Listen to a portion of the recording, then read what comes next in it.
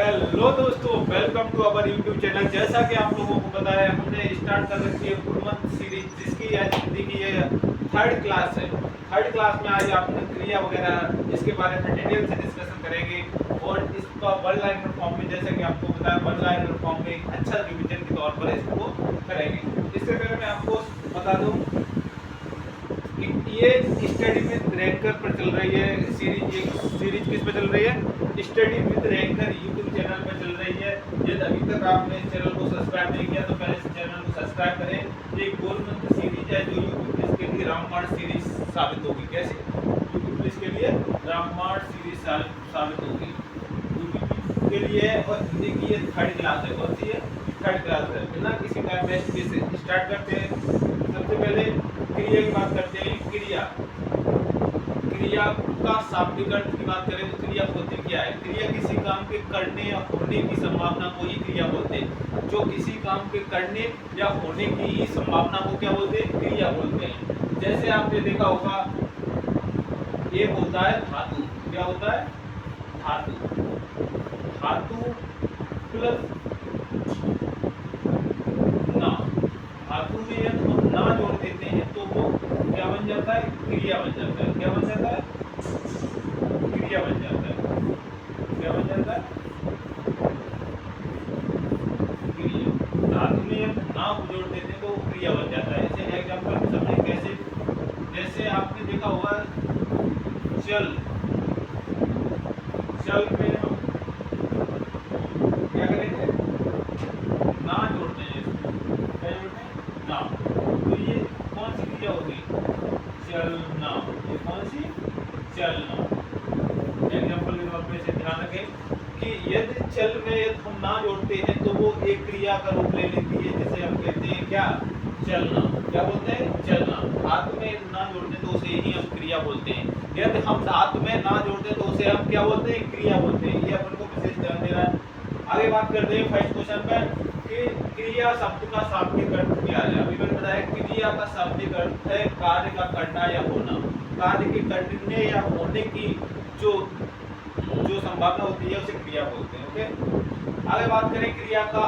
क्रिया शब्द है। क्रिया कैसा है? जिसमें विकार उत्पन्न हो जाए उसे विकारी शब्द कहते हैं। और क्रिया विकारी शब्द है। कैसा है? विकारी शब्द। और क्रिया का मूल रूप अभी मैंने बताया था, धातु में यदि ना जोड़ते, धातु में यदि ना जोड़ देते तो वो क्रिया बन जाता है। धातु में यदि हम ना जोड़ देते तो वो किसका रूप ले लेता है? क्रिया का। धातु में क्या जोड़ने पर वो क्रिया बनेगी? ना जोड़ने पर। अभी बताया था धातु में क्या जोड़ने पर क्रिया बनेगी? ना जोड़ने पर। आगे बात करते हैं खेलना। खेलना क्रिया में धातु है। अभी बताया था यदि कोई क्रिया है उसे क्रिया बनाना है तो धातु में ना जोड़ देंगे। धातु में यदि हम ना जोड़ दें तो वो क्रिया बन जाती है। यदि ना में किसी धातु को जोड़ दें फिर भी क्रिया बन जाती है। धातु में ना जोड़ दें फिर भी क्रिया, ना में धातु जोड़ दें तो फिर भी क्रिया।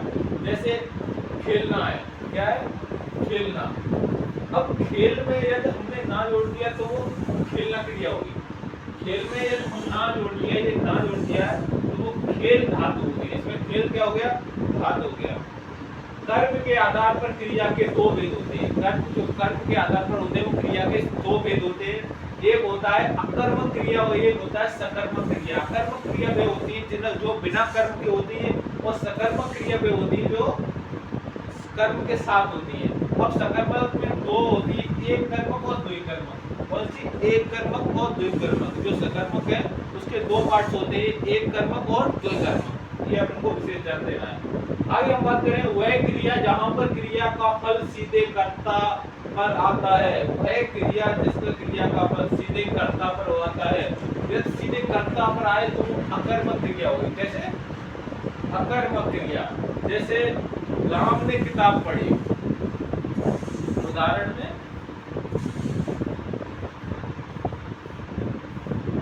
राम ने किताब पढ़ी। किसने? राम ने किताब पढ़ी। अब ये किताब है वो किसने पढ़ी है? किताब किसने पढ़ी है? राम ने पढ़ी है। कर्ता पर सीधा वो सीधा फल कर्ता पे जाता है तो वो क्या होता है? अकर्मक। किसने?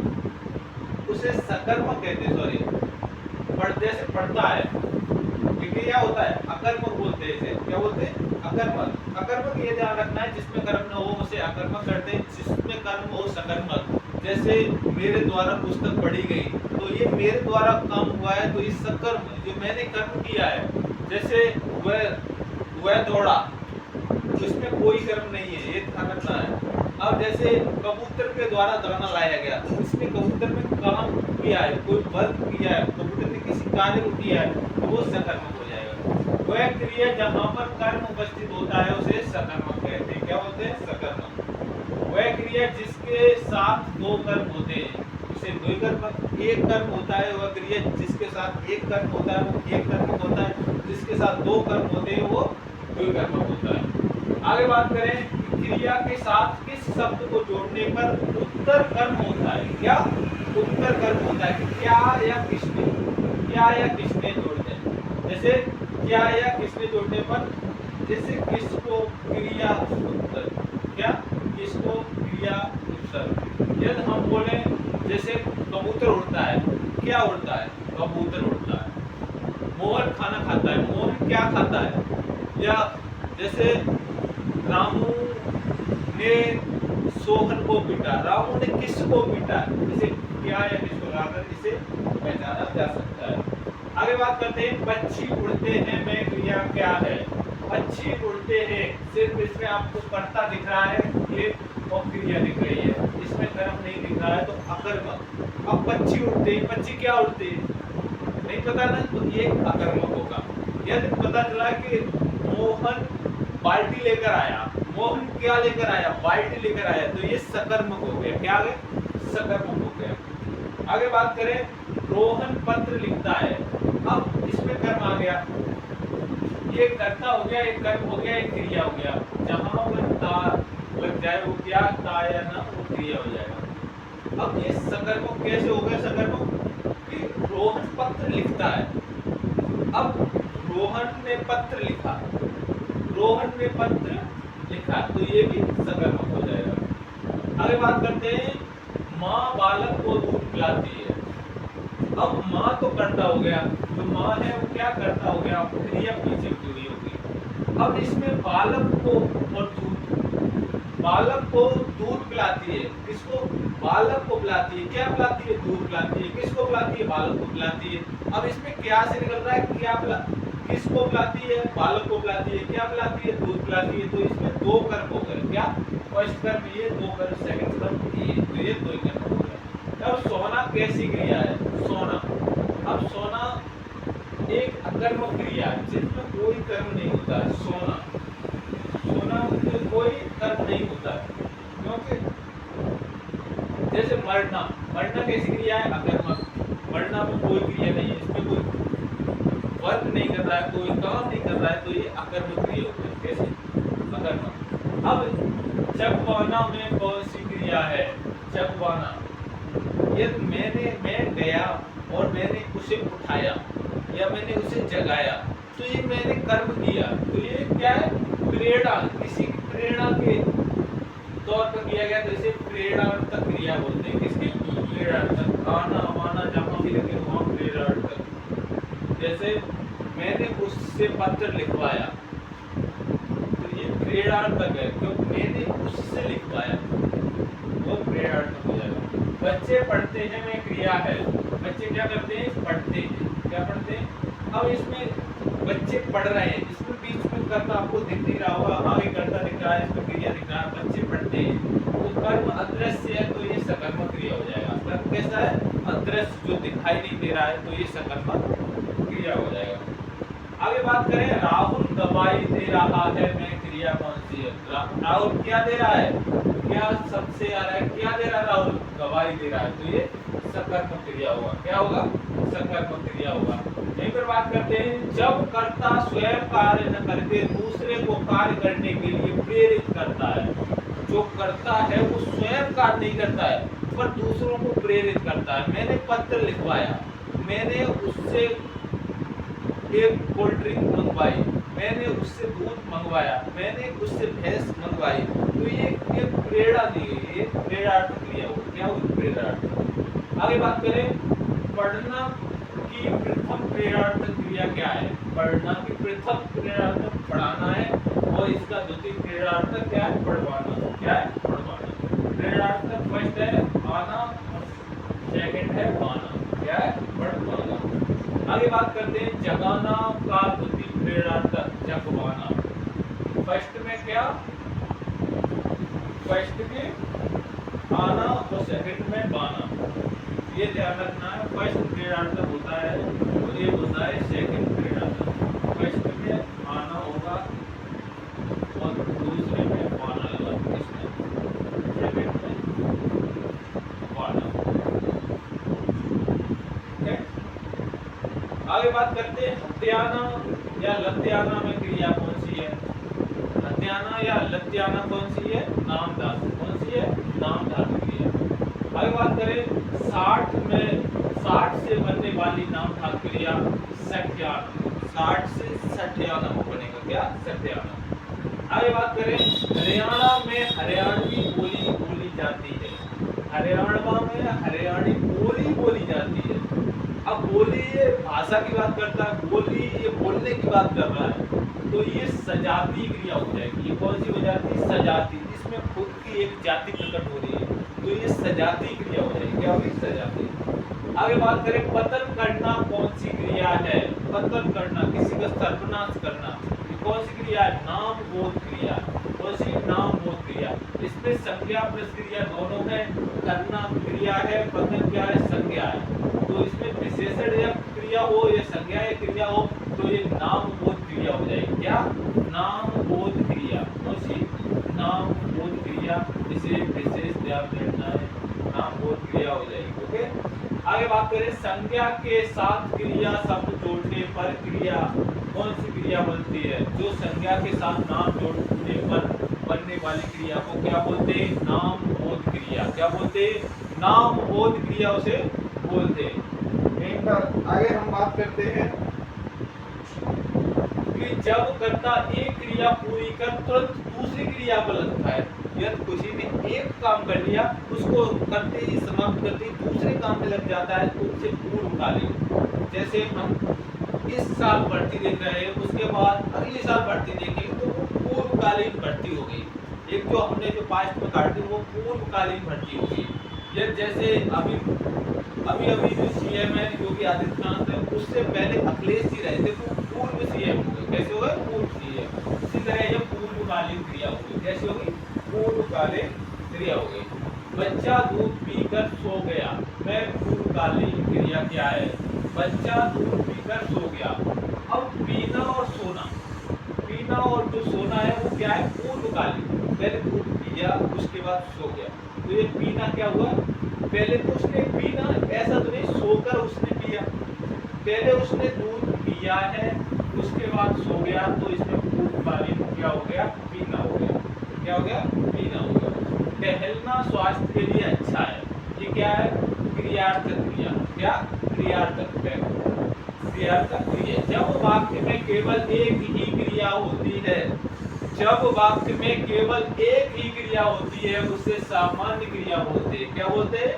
सामान्य। जब वाक्य में सिर्फ एक क्रिया दिख जाए तो उसे सामान्य क्रिया बोलते हैं। क्या बोलते हैं? सामान्य क्रिया। आगे बात करते हैं घनश्याम पढ़ रहा था में सहायक क्रिया।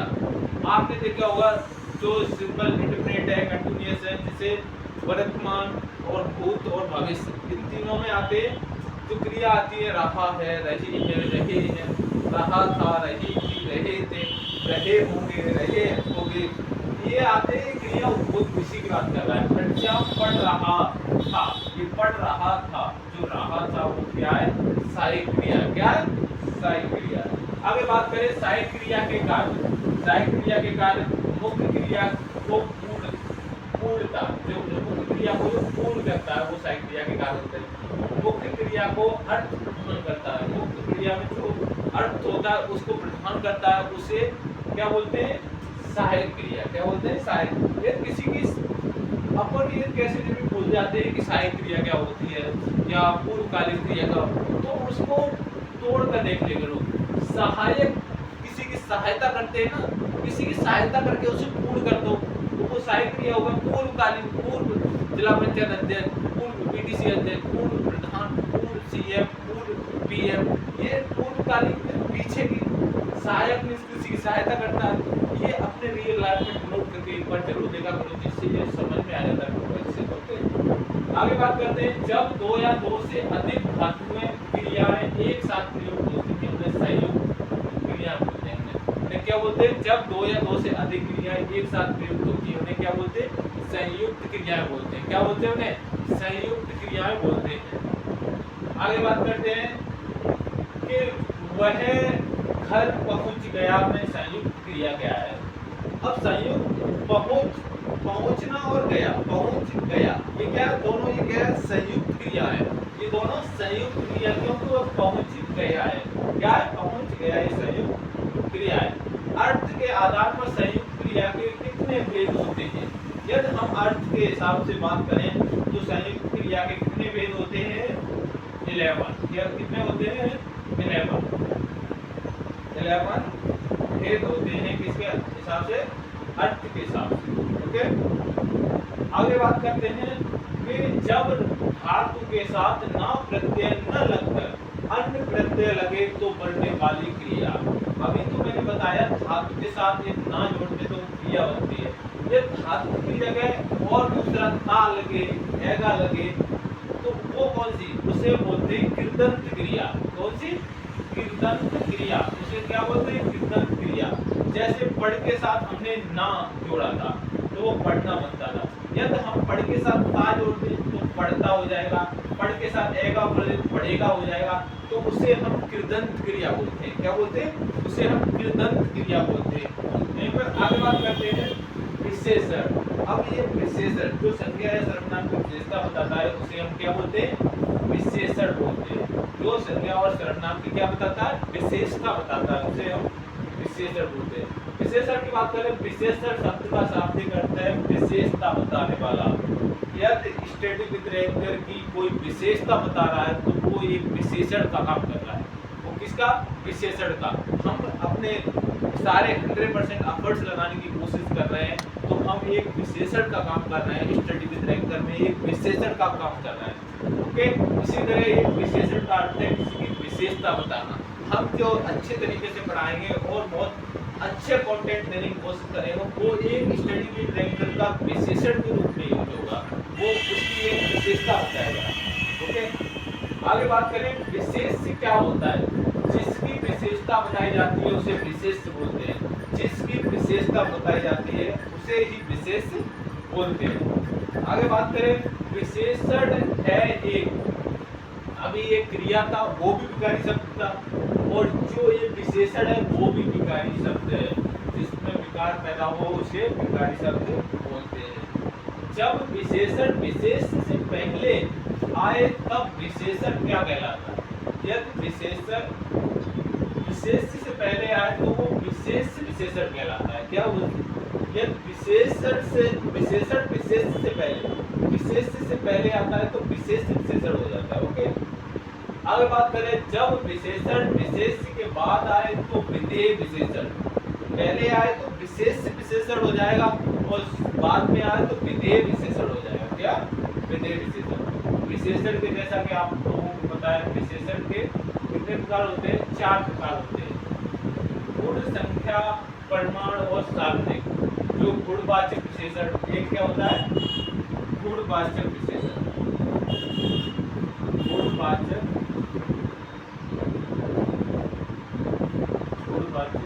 विशेषण। गुणवाचक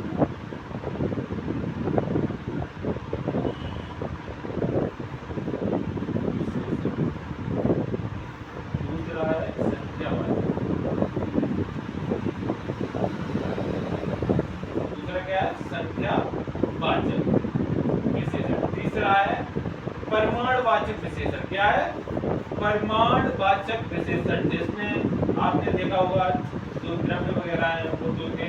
और लास्ट है सार्वनामिक विशेषण। क्या? सार्वनामिक। कौन सा? सार्वनामिक विशेषण। ये 4 विशेषण होते हैं जो विशेषण के 4 भेद होते हैं। कौन से? 4 भेद होते हैं। अब अब क्वेश्चन नंबर 43 की बात करें, जब सर्वनाम विशेषण की तरह व्यवहार में आए तब विशेषण कहलाता है। जब सर्वनाम विशेषण की तरह व्यवहार में आए तो सार्वनामिक विशेषण कहलाता है या संकेतवाचक विशेषण कहलाता है। सार्वनामिक विशेषण कहलाता है या संकेतवाचक विशेषण कहलाता है। ये अपन को विशेष ध्यान देना है। कब? जब सर्वनाम विशेषण की तरह व्यवहार में आए तो वो विशेषण सार्वनामिक विशेषण कहलाता है या संकेतवाचक विशेषण कहलाता है।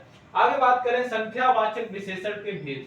संख्यावाचक के विशेषण के भेद दो होते हैं, एक निश्चित संख्यावाचक विशेषण, एक अनिश्चित संख्यावाचक विशेषण। एक निश्चित संख्यावाचक विशेषण होता है और एक अनिश्चित संख्यावाचक विशेषण होता है। यहीं पर आगे बात करते हैं क्वेश्चन नंबर 45 की, निश्चित संख्यावाचक विशेषण के भेद कितने होते हैं। जो निश्चित संख्यावाचक विशेषण होते हैं उसके 5 भेद होते हैं। कौन कौन से 5 भेद होते हैं? एक गणनावाचक, एक क्रमवाचक, एक आवृत्तिवाचक, एक समुदायवाचक, एक प्रत्येकवाचक। अब जो गणनावाचक होता है उसमें एक पूर्णांक होता है, एक अपूर्णांक होता है। क्या होता है? एक पूर्णांक होता है, एक अपूर्णांक होता है। यहीं पर आगे बात करें मट मैला में विशेषण, मोस्ट इंपोर्टेंट, इसे मोस्ट इंपोर्टेंट लगा लो। मट मैला में कौन सा विशेषण है? इसमें गुणवाचक विशेषण होगा। कौन सा होगा? गुणवाचक विशेषण। मट मैला में कौन सा? गुणवाचक विशेषण होगा। चमकीला में विशेषण कौन सा है? चमकीला में, चमकीला एक रंग की बात कर रहा है तो ये गुणवाचक विशेषण होगा। क्या होगा? गुणवाचक विशेषण। बुद्धिमान में विशेषण, बुद्धिमान में गुणवाचक विशेषण है। जो बुद्धिमान है उसके गुण की बात कर रहा है। क्या बुद्धिमान है? राम बुद्धिमान है तो उसके गुण की बात कर रहा है तो वो गुणवाचक विशेषण हो जाएगा। क्या हो जाएगा? गुणवाचक स्थान या गुणवाचक हो जाएगा। कई लोग विशेषण, कई लोग में कौन सा? अनिश्चित। कई लोग बारात में आए, कई लोग सभा में आए, कई लोग मीटिंग्स में आए, कई लोग नेताओं की टोली में आए। तो इसकी बात को कोई निश्चित नहीं बोल सकता, ये अनिश्चित हो जाएगा। ओके, आगे बात करें 10 हाथी में विशेषण है। 10 हाथी, ये एक कंप्लीट पूर्णांक की बात कर रहा है। ये तो नहीं बोला कि 10.25 हाथी या 10.25 हाथी, ये पूर्णांक की बात कर रहा है तो पूर्णांक गण गुणवाचक विशेषण है। ओके, गणवाचक विशेषण। 1 3 5 7 में विशेषण है, ये पूर्णांक बोधक गणवाचक निश्चित संख्यावाचक है। ये तो 1 है पूर्णांक बोधक, 3 है गण बोधक और ये निश्चित संख्यावाचक विशेषण। इन सबको ये भी बोला। आधा पौना सवा, ये अपूर्णांक, अभी मैंने पूर्णांक बताया था 5 4 7 12, तो पूर्णांक हो गया। जो आधा पौना सवा ये आता है वो होता है अपूर्णांक बोध, अपूर्णांक बोधक गुणवाचक या निश्चित संख्या अनिश्चित संख्यावाचक विशेषण। पहला में विशेषण है क्रमवाचक, क्योंकि पहला दूसरा तीसरा चौथा इसी तरह चलता रहता है तो ये क्रमवाचक विशेषण में आ जाता है। किसमें आता है? क्रमवाचक। चौगुना, दोगुना, तीन गुना, इसमें कौन सा? आवृत्तिवाचक विशेषण। कौन सा? आवृत्ति। यहीं पर दोनों में समुदायवाचक, दोनों, तीनों, चारों, पांचों, ये सभी किसमें? समुदायवाचक में आ जाता है। आगे बात करें, आगे इसकी बात करते हैं कि प्रत्येक में विशेषण, प्रत्येक में विशेषण कौन सा है? प्रत्येक बोधक निश्चित संख्यावाचक। जो प्रत्येक बोधक है निश्चित संख्यावाचक विशेषण हो जाएगा इसमें। प्रत्येक बोधक और निश्चित संख्यावाचक विशेषण हो जाएगा। निश्चित संख्यावाचक विशेषण कौन से होते हैं? जो निश्चित, किसी संख्या को निश्चित बोले तो वो निश्चित संख्यावाचक विशेषण में आ जाते हैं। आगे बात करें, वस्तु की मापतौल का बोध कराने वाले विशेषण को परिमाणवाचक बोलते हैं। जो वस्तु की माप कराते हैं उनको परिमाणवाचक विशेषण बोलते हैं। आगे बात करें, 4 मीटर कपड़ा में विशेषण। अब इसमें 4 मीटर, 2 मीटर, 3 मीटर, 1 मीटर, इसमें जो कंपैरिजन हो रहा है उसे क्या बोलते हैं? परिमाणवाचक या निश्चित। निश्चित, ये एक निश्चित बात हो गई। 4 मीटर या 3 मीटर, 2 मीटर, ये परिमाणवाचक में आ जाएगा। यहीं पर थोड़ा पानी लाओ में विशेषण है, परिमाणवाचक। क्या है? अनिश्चित। थोड़ा पानी लाओ, कितना? ये निश्चित नहीं है तो ये अनिश्चित वाचक हो गया। आगे बात करें, वह आदमी मेरा सगा भाई है में विशेषण है। वह आदमी मेरा सगा भाई है, उसमें कौन सा विशेषण है? सर्वनाम संज्ञा विशेषण, कौन सा? सार्वनामिक विशेषण या संकेत वाचक विशेषण होगा। आगे बात करते हैं कि दशहरी आम में और सिंदूरी लाल होता है। जो दशहरी आम है वो सिंदूरी लाल